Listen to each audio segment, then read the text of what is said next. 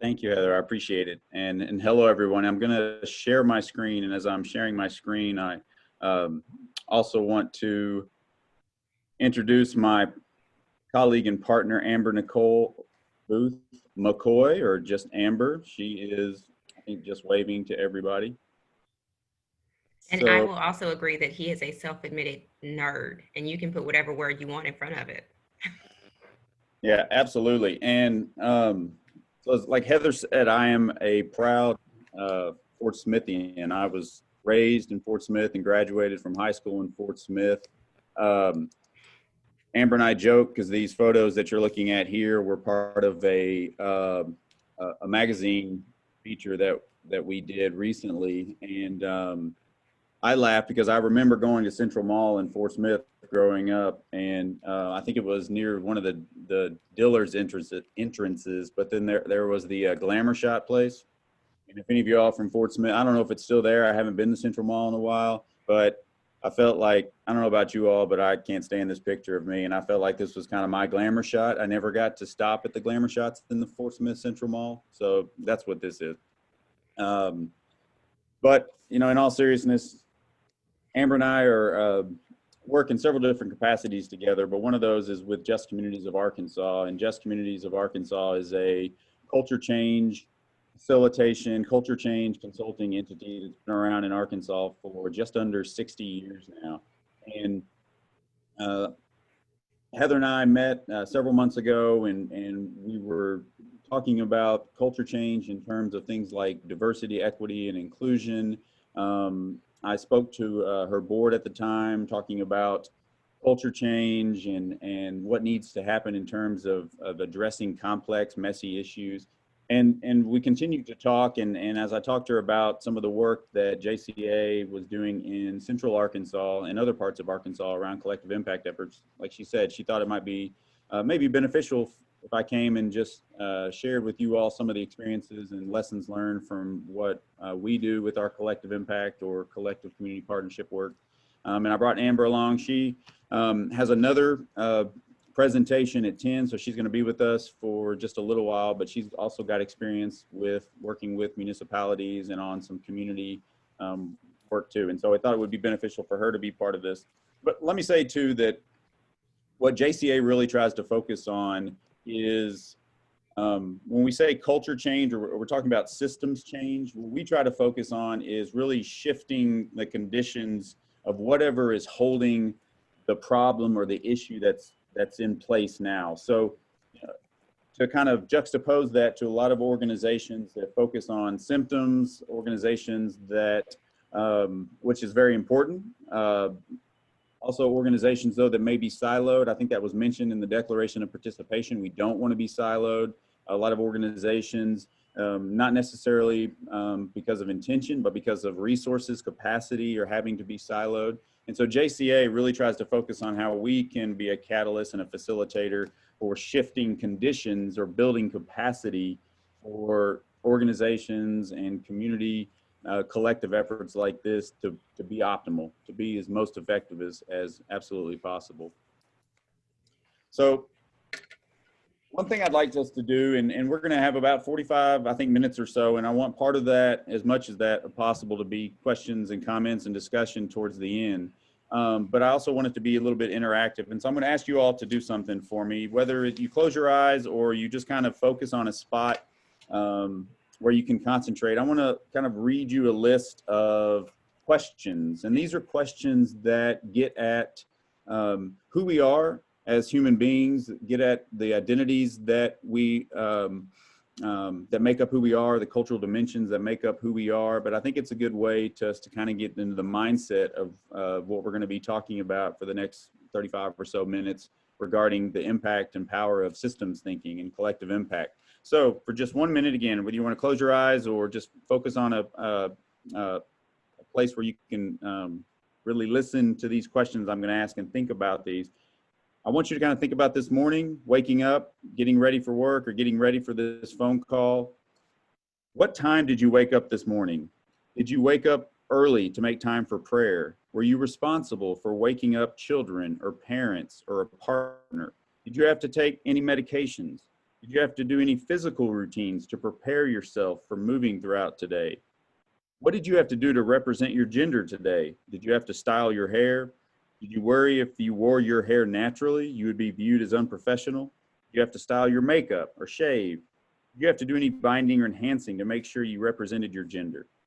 Did you have to take care of any children or other or adults, or take anyone to school or childcare today?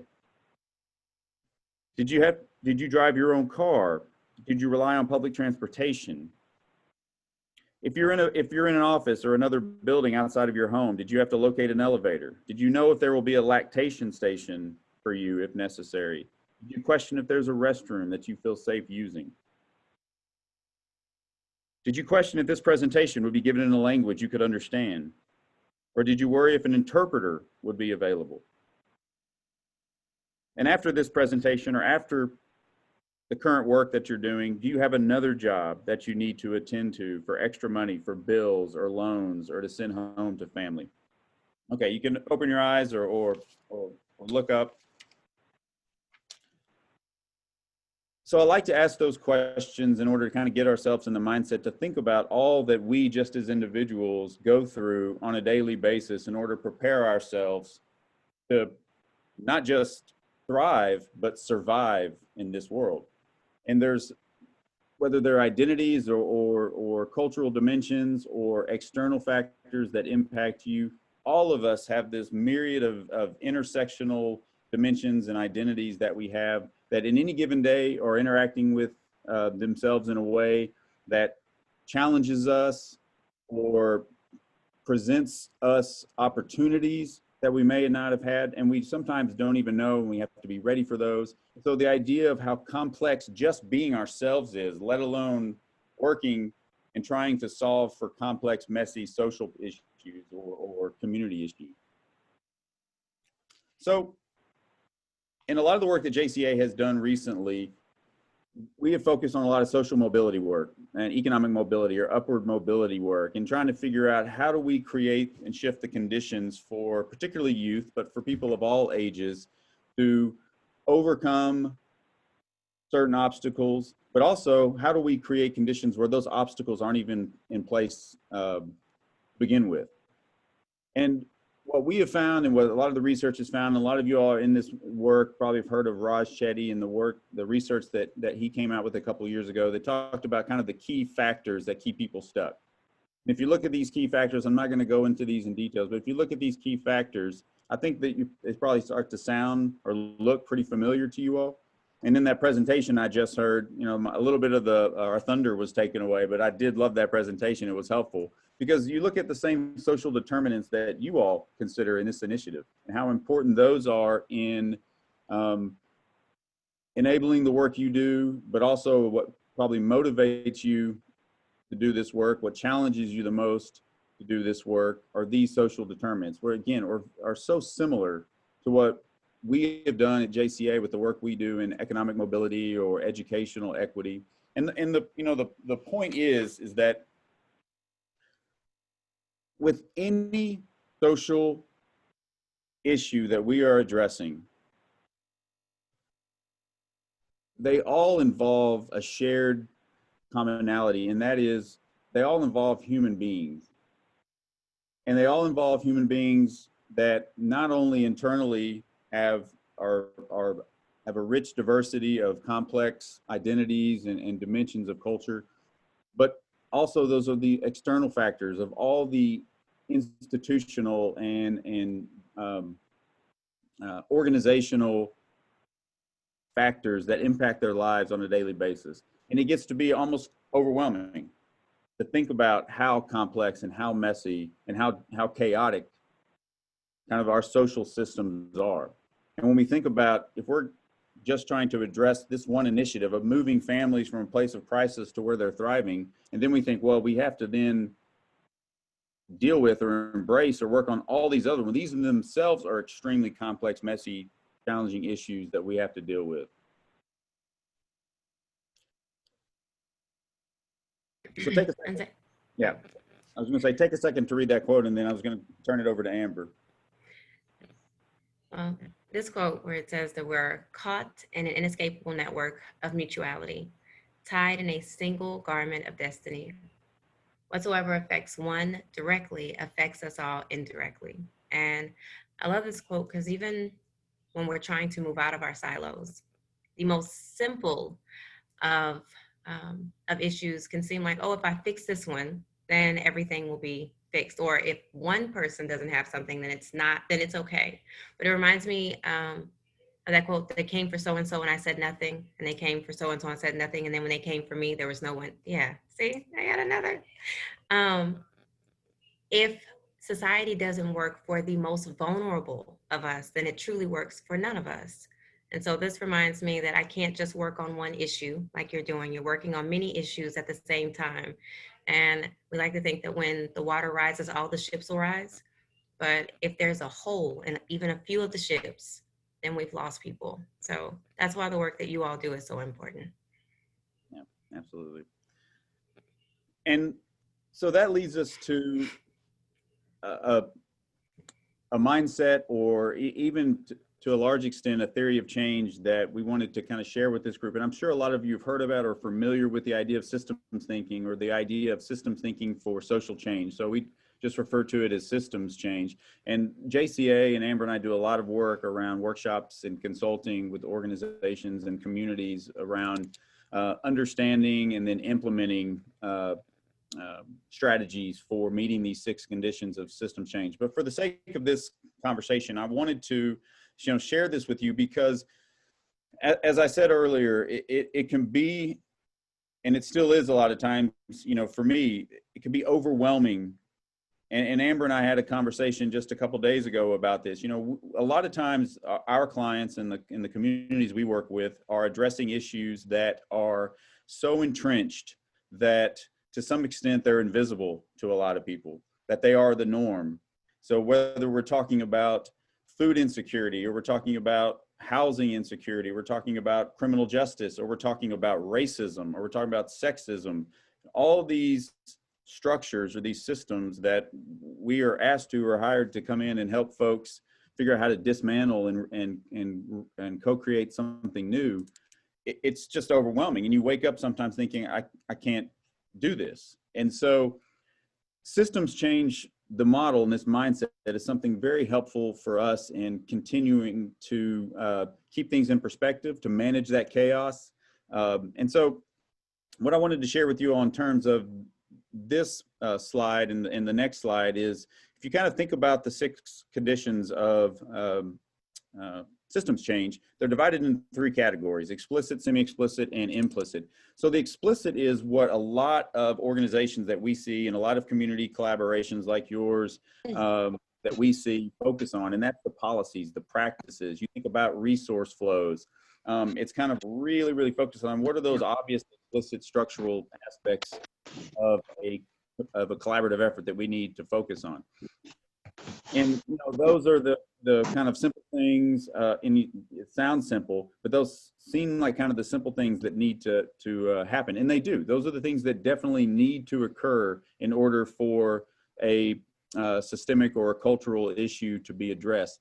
But it's those things that are under the surface that what we focus on most at JCA, because what we have, sorry about that, but what we have noticed in our experience, and then the research bears out too, is that a lot of collaborative efforts fail or become stagnant, or sometimes even become more detrimental to the problem than before they addressed it, to be honest with you, because of all the infighting that happens and because of the destructive relationships that occur.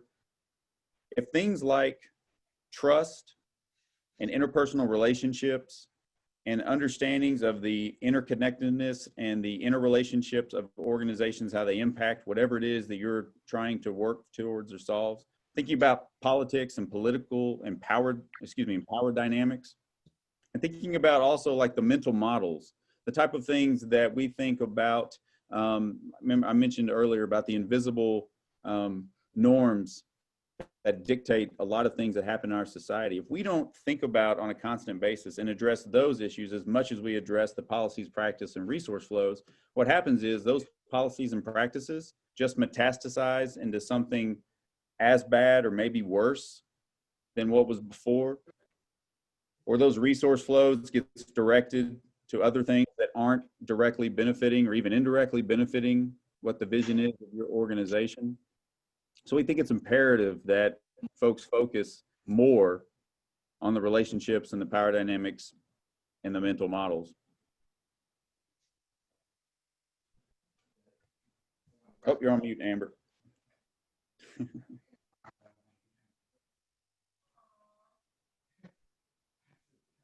All right. And I think the best way to do that is what we call the cultural sweet spot. Culture humility is a philosophy that says that we are going to allow each and every person to be the owner of their own experience, acknowledging that we do not know everything about everyone and that there are going to be blind spots. There are going to be things about other cultures and identities that I don't know or understand, but that I'm going to make mistakes. But it is also a commitment to lifelong learning, as well as a commitment to lifelong learning, as well as being an advocate, or being able to advocate for those unable to advocate for themselves sometimes. It is the learning of those same biases, being able to know the script in the back of your head and own that script so that you can do something different. After that, that's the intrapersonal. Then the culturally responsive is the interpersonal. That's the communication with each other. That's the communication with those communities. That's the communication that where I've done the work, I've learned who I am, I've learned how I operate in relation to other cultures, and then being culturally responsive to that, whether it looks like celebrations, whether it looks like assessments, whether it looks like how can I best support those around me, and then cultural accountability. Well, that's the policies and practices that Donald mentioned that you're already working on. That is making sure that we keep equitable policies and practices in place in order to do those things, and holding each other accountable for the cultural humility and cultural responsiveness necessary to do the work.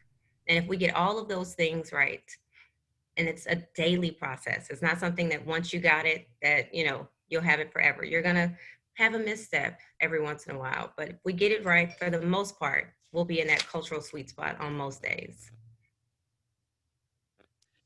Yeah, and so ultimately it's about systems change, right? But transforming a system is ultimately about transforming the relationships between the people that make up that system. And so that's what we're talking when we talk about culture change, and we do feel like there is a difference. Culture change is about addressing the humanity of the system and addressing the relationships between the actors or the parts, but the people that make up that system. And so we kind of boil it down when we do our work at JCA, the six conditions into why, what, and how. And when I talked to Heather about sort of where we wanted to focus the time we had today, she wanted me to touch on a little bit about the why, but a little bit more about the how. And so that brought me back to what I don't know if it's explicitly stated like this, but this what seems to be kind of a vision statement of the 100 Families Initiative, about a Sebastian County where I would say all families have equal or equitable opportunity to thrive, because we know crises are going to happen. We know that we as humans are never going to be able to stop every single crisis, but we want to make sure that we can create a system or a community in Sebastian County where every single family has equitable opportunity, meaning equitable access to and opportunities to thrive. So that's what we want to achieve. And so when we talk about the why, well, I want to kind of pose this question rhetorically to the group. Why does a community collective initiative matter in moving families from a place of crisis to an environment where they are thriving? So just kind of think about that kind of for a second. Why does it matter to you? And if, we get caught up in the complexity and the chaos and the things that are going on in our lives, and we often don't think about the why very often. Why are we even here? From that, what do I bring to this initiative? And if you think about your why, and like Amber said, on a continuous basis. And we believe that people that are committed to social change like you all are, I mean, what you all are taking on is monumental. And we believe folks that choose to take on these monumental tasks really do want to see systems change. So if you think about your why constantly, it is a little uncomfortable, but we think it's important that you get comfortable being uncomfortable. It does get easier and easier as you wrestle with or reckon with discomfort. And that discomfort in terms of system change is reckoning with where you are as a person or where you are as an organization in relation to 100 Families Initiative and where you want to be. So your vision and your aspiration and your current reality, and there should be tension there. And if you are on a consistent basis wrestling with your why, again, why am I here? Why does this matter to me? Why do I want families in Sebastian County to thrive? Then you start to develop that muscle, that stamina to do this work, because I know you all, this is extremely difficult work. There are days we don't want to come. There are weeks we don't want to come. There are times we want to move on. Thank God it's Friday. Damn, it's Monday. And self-care, trust me, is extremely important, but it calls for a special kind of change agent to do this kind of work. And so just like a sport, just like any kind of art, you've got to practice to develop that ability to manage and then mitigate that tension of where you are and where you want to be. Because you all, to some extent, I think, know where you are. It sounds like you've done the work of the what. You know that there are too many families. One is too many, but there are too many families in Sebastian County that don't have what they need in order to thrive. And you can't do it alone as an individual, as an organization, as an entity.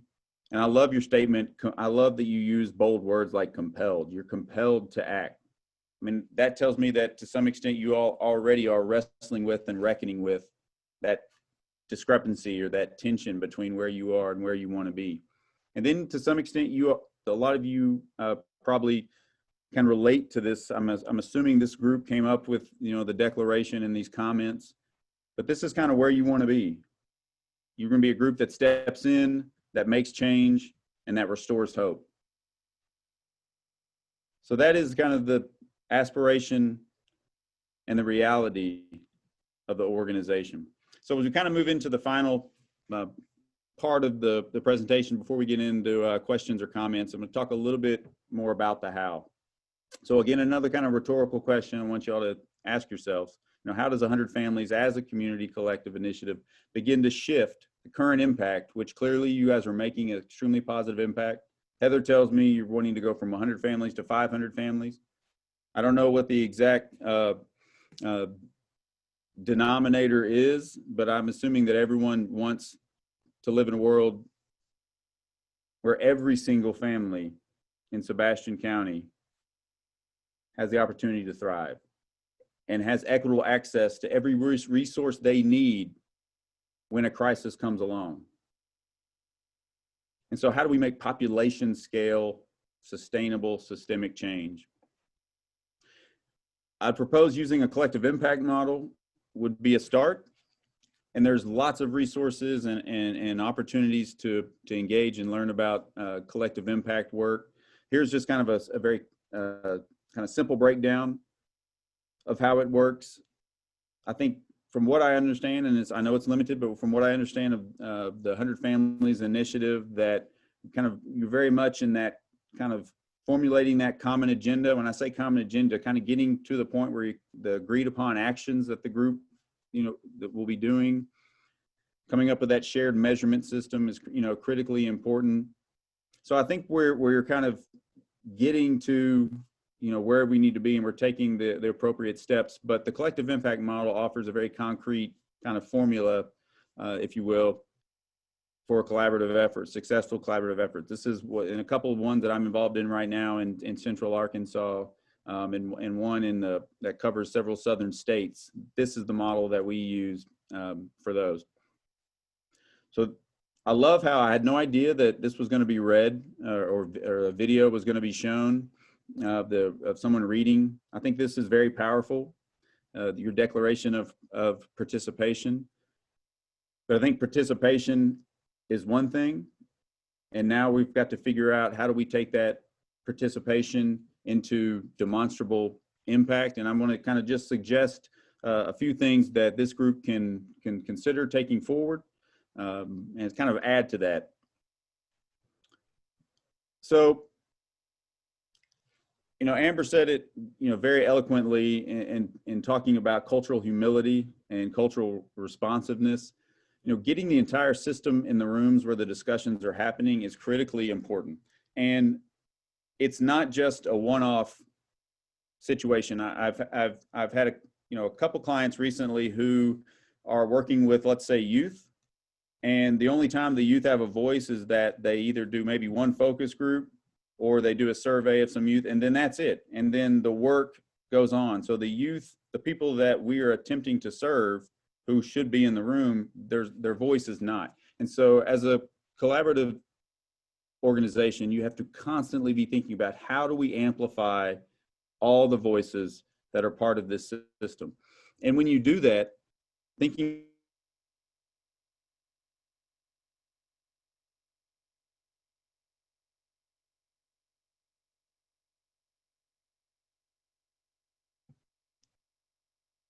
oh,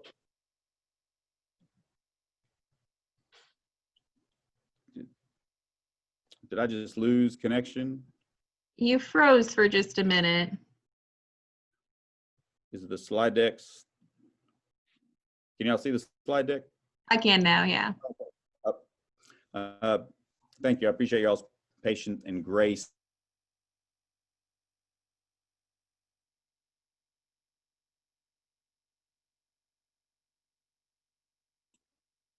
On and all the work that we do is, it's one thing getting everyone in the room, but once they're in the room, creating a space where people feel like they belong there, where people feel that their voice, that they can share, that they can listen and learn, and that they can push back or challenge the status quo, all without the feeling of being punished or there being any sort of repercussions. Again, it's one thing bringing people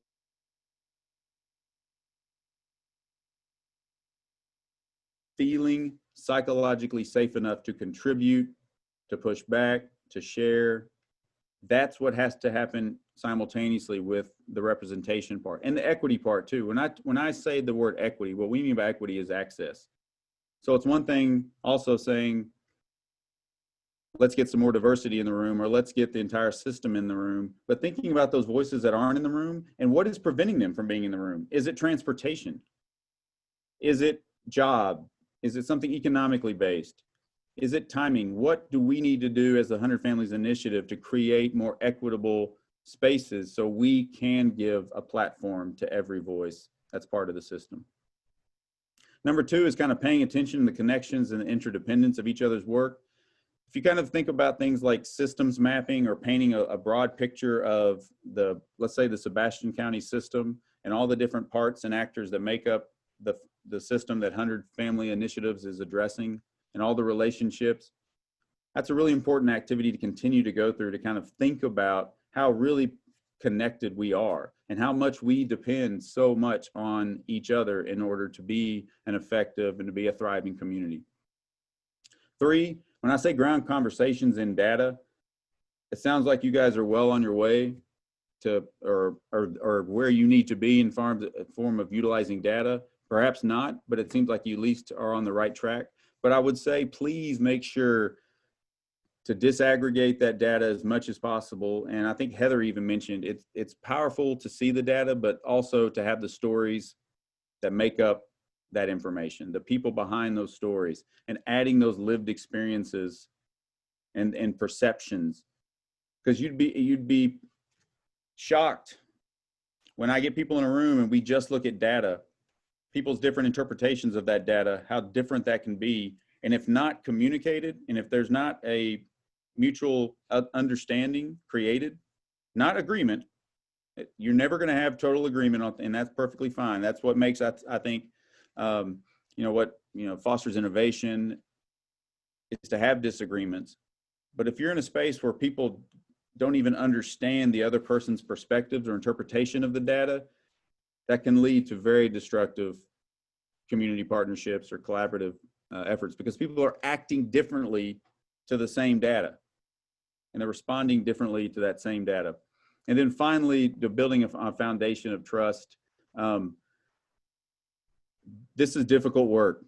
Listen, I'm from Fort Smith, but it's not just in Fort Smith, it's every community I've ever lived. There's a lot of politics, there's a lot of BS, there's people who don't like people because their kid played on a sports team and they didn't get along. Trust me, I know it's human nature. But that's why we have to continue to focus on our why and the initiative's vision, and continue to get together, collaborate, and embrace discomfort. And having an entity or a person professionally kind of create that space, or at least having rules of engagement or guidelines of engagement, are critically important for those. And not just physically getting people in and say, okay, here's what we have to do today, go at it. You need to be very intentional about having these really difficult conversations, because Heather and others have done so much work to bring you all together and to get folks on board with this declaration. And now the real difficult work begins. That's continuing to get together and to have the very, very difficult conversations that need to happen in order to truly reach that vision that the initiative has.